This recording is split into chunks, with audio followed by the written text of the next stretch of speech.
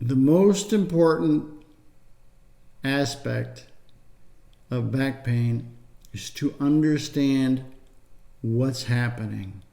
Because when you understand what's happening, you can get better. Now, I had a patient, 16 years of back pain. 16 years of back pain is a long time. And during that time, things start to change. You will develop changes in the spine, but you'll also develop changes in the nervous system as a result of the pain. And the key is to address those issues. So I'm going to talk about what happens. And again, this is good for everybody because it helps you understand changes that take place and what you can expect. That's the key. The key is to do the work, but know why you're doing the work. Now, I had back pain for 10 years. I developed a really severely degenerated disc. I also developed an inflammatory process inside the bone called modic end plate change. And that's one of the changes that takes place. But we know it's a combination of the bending, the sitting, and the postural weakness that over time will start to aggravate the disc. And that aggravation of the disc is where the problems start to come from. Again, it's like banging your thumb with a hammer. When you're banging your thumb with your hammer, it gets inflamed and starts to get aggravated and becomes very, very painful.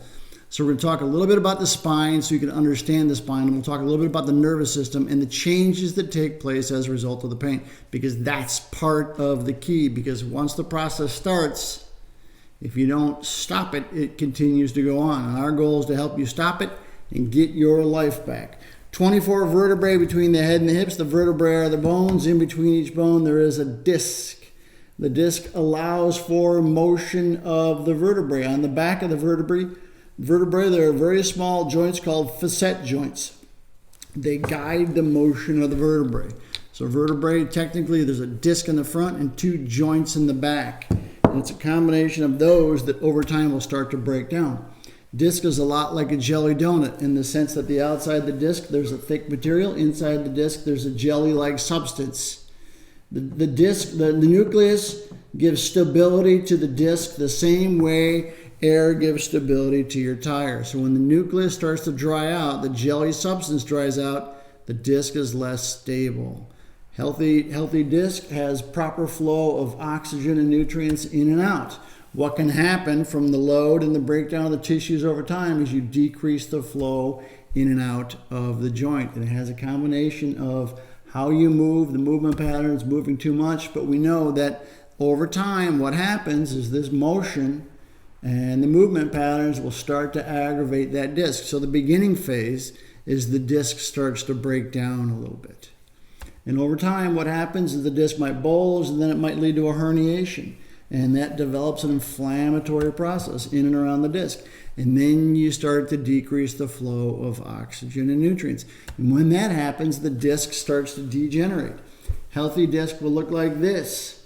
A degenerated disc will start to look like this. Vertebrae get closer together, starts to break down, you develop that degenerated disc. As the disc degenerates, the vertebrae get closer together, and when the vertebrae get closer together, you start to overload the facet joints. And when you overload the facet joints, because the disc is breaking down, you'll start to develop the arthritis. So it's a progression. You don't develop arthritis first. Typically, you develop some sort of disc problem that leads to some degeneration of the disc, which then leads to the arthritis. Over time, what happens is a combination of the disc drying out and then the arthritis where the vertebrae aren't quite moving the way they should, is you'll start to develop inflammation on the end plate. The end plate is here. When the disc degenerates, it gets a little bit harder, like a rock. And that rock will start to aggravate the end plate of the vertebrae, and you'll develop the inflammatory process. So it starts with the disc, and then it goes to the facet, and the disc degenerates, which then leads to the modic end plate change. Probably 20% of the people on the program have the modic end plate change. It just means that you've had more aggravation to the joints over longer periods of time.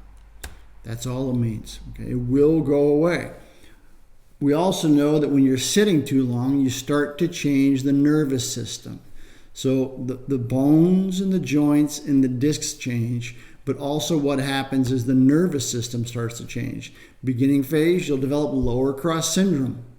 Lower cross syndrome, probably everybody has some level of lower cross syndrome. Sitting too long causes the hip flexors to get tight, which then causes the glutes to get weak, which then leads to weakness in the abdomen and tightness in the erectors, which is the lowest part of your spine. That's part of the nervous system. You'll start to develop inhibition of those muscles. And then you'll get what's called asymmetric glute amnesia, which means you'll develop it more on one side than the other. Probably 80% of the people that go through the program have one side stronger than the other. We call it the dominant hip. In the dominant hip, you start to develop the changes deeper in the nervous system. And this combination of lower cross syndrome and the asymmetric balance of the hips, or the dominant hip, changes the way the vertebrae move. And when you change the way the vertebrae move, you're going to start to aggravate the disc, and the muscles go out of balance.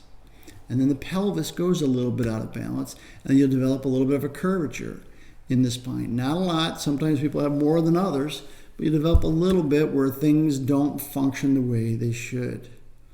And then the chronic pain in the back from the breakdown of the disc, the facet, and or the end plate of the vertebrae will start to cause the multifidus to atrophy. You'll get fatty infiltration where you develop fat right in the muscle tissue. And that, over time, is going to cause you weakness in the lowest part of your spine.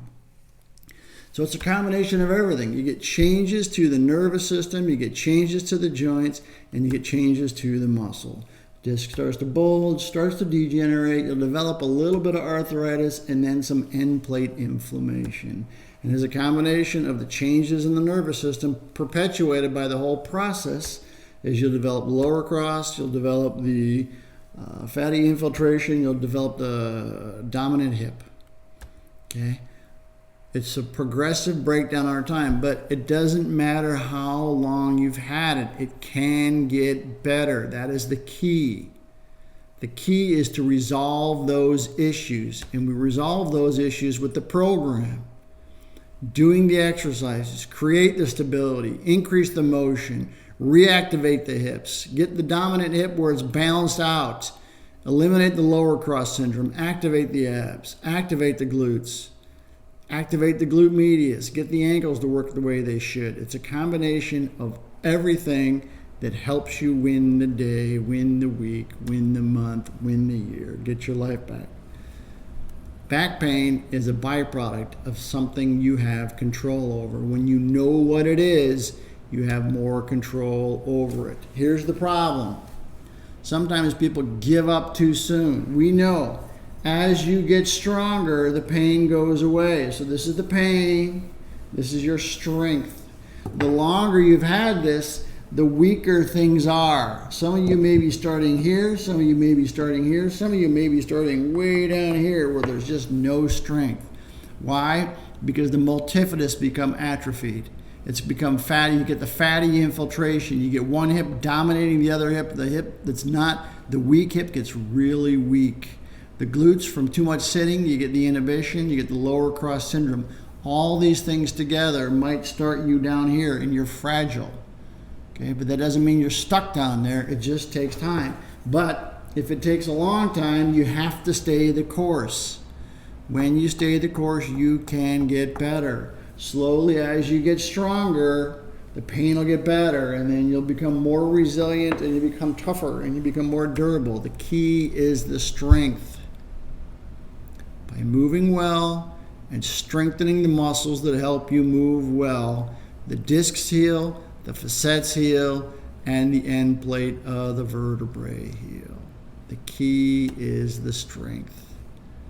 Become more durable, become more resilient, you become more confident, and you become more active, and you live your life. That's the key. That is the key. Now we have a program called 10X. 10X addresses every one of those issues. It doesn't matter how long you've had the back pain or what you call it, because it's either the disc, the facet, or the end plate of the vertebrae. or aggravation to the nerve, which is a combination of all those things pinching the nerve, but they're all part of the same process. We developed this over a 30-year period. Every week you get new videos and exercises to do to address those issues. It took 30 years to develop. Now, sign up, get this program so you can get your life back. Stop fooling around. Make the decision to get better. It's $47 a month. It's the best money you ever spent. It solves problems that no other treatment solves because it addresses the issues causing your pain.